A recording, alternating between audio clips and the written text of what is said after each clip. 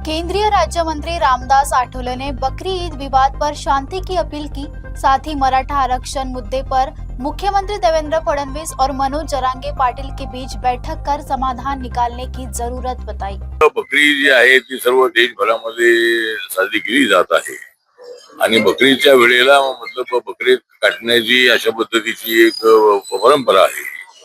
त्यामुळे यामध्ये वाद करण्याची बिलकुल आवश्यकता नाही आणि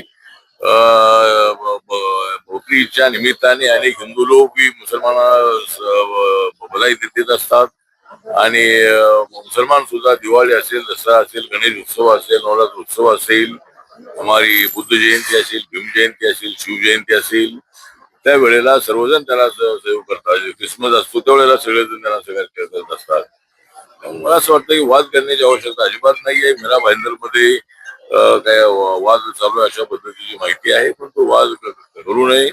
पोलीस प्रशासनाने त्यामध्ये लक्ष घालून तो वाद मिटवावा आणि शांतीने आणि आनंदामध्ये बकरीचा सण साजरा झाला पाहिजे। विधान परिषदेच्या 17 जागा आहे, त्या नगरपालिका, महानगरपालिका, जिल्हा परिषद, पंचायत समितीचे मेंबर आहेत। ते मेंबर त्यामध्ये मतदान करणार आहेत। आमच्याकडे मेंबर आहेत, आमच्याकडे 40-50 मेंबर आमच्या पक्षाचे निवडून आलेले आहेत, पण ते कुठं कमळावर निवडून आलेले आहेत, कुठं गडावर निवडून आलेले आहेत, कुठं धनुष्यबाणावर निवडून आलेले आहेत। त्यामुळं ही निवडणूक लढणं आमच्यासाठी अडचणीत असल्यामुळं आम्ही काही ही जागा मागितलेली नाही आहे।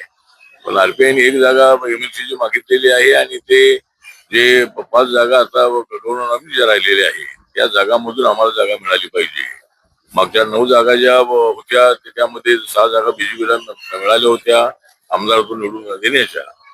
त्यावेळेला आम्हाला एक जागा मिळेल अशी अपेक्षा होती, पण त्यावेळेला काही ती जागा मिळाली नाही।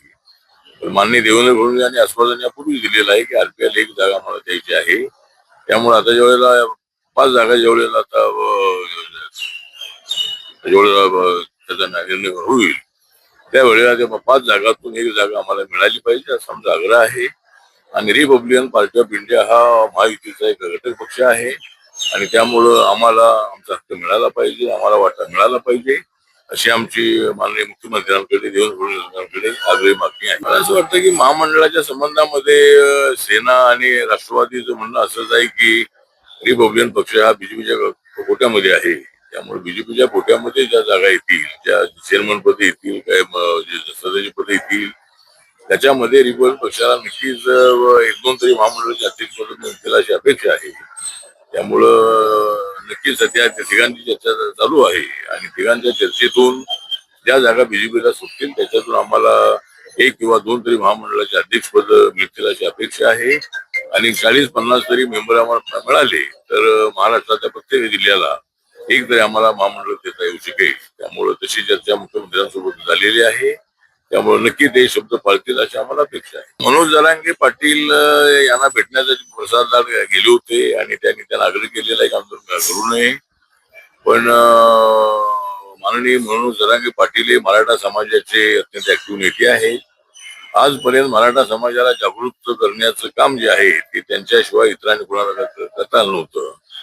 त्यांनी मराठा समाजाला जागृत केलेला आहे। मराठा समाजाच्या आरक्षणाला रिपब्लिकन पक्षाचा सुरुवातीपासून पाठिंबा आहे, पण एससी एसटी आणि ओबीसीवर ते आरक्षण देताना अन्याय होऊ नये ही भूमिका त्याने मांडलेली आहे। त्यामुळे मराठा समाजाला स्वतंत्र आरक्षण देण्याच्या संबंधातला जो आहे महाराष्ट्र सरकारने घेतलेला आहे आणि 10% आरक्षण मराठा समाजाला देण्याच्या संबंधातला निर्णय झाल्यानंतर त्याचे इम्प्लिमेंटेशन सुरू आहे, अंमलबजावणी सुरू आहे। आता माननीय जरांगे पाटील यांचं म्हणणं असं आहे की सरसकट आम्हाला ओबीसी म्हणा अशा पद्धतीचं त्यांचं जे म्हणणं आहे तर हे कोर्ट सुद्धा मान्य करणार नाही आहे। पण ज्यांच्या ओबीसीच्या नोंदी आहे त्या नोंदी असतील तर त्यांना ओबीसीचं आरक्षण मिळालं पाहिजे, पण सरसकट मराठ्यांना ते आरक्षण मिळेल असं दिसत नाही आहे। त्यांचं जे म्हणणं आहे की ज्या ठिकाणी शक्य आहे एकाला जर सर्टिफिकेट मिळालं ओबीसीचं तर सगळ्या सोयऱ्यांना मिळालं पाहिजे असं त्यांचं म्हणणं आहे। त्याच्या संबंधामध्ये काय करायचं तो निर्णय राज्य सरकारने घेतला पाहिजे, पण त्याला ओबीसीचा विरोध आहे। ओबीसीचं म्हणणं असं आहे की ज्यांच्या नोंदी आहेत त्यांचं ठीक आहे, ज्यांच्या नोंदी ओबीसीच्या नाहीत त्यांना ओबीसी म्हणून आरक्षण देऊ नये असं त्यांचं म्हणणं आहे। त्यामुळे तो एक प्रॉब्लेम आहे। नाही, मला असं वाटतं की त्यांना राग वगैरे अजिबात नाहीये. माननीय देवेंद्र फडणवीस हे महाराष्ट्राचे मुख्यमंत्री आहेत. महाराष्ट्रातल्या सर्व जाती जमातींना न्याय देण्याची भूमिका त्यांची आहे आणि मराठा समाजाला विरोध असता तर राज्य पातळीवरती आरक्षण झालं नसतं. म्हणजे ज्या वेळेला एकनाथ शिंदे मुख्यमंत्री होते त्यामध्ये डेप्युटी सीएम म्हणून देवेंद्र फडणवीस होतेच होते आणि त्या निर्णयामध्ये सगळ्यांचा पण वाटा आहे. म्हणजे आमच्या महायुतीनं तो घेतलेला निर्णय आहे.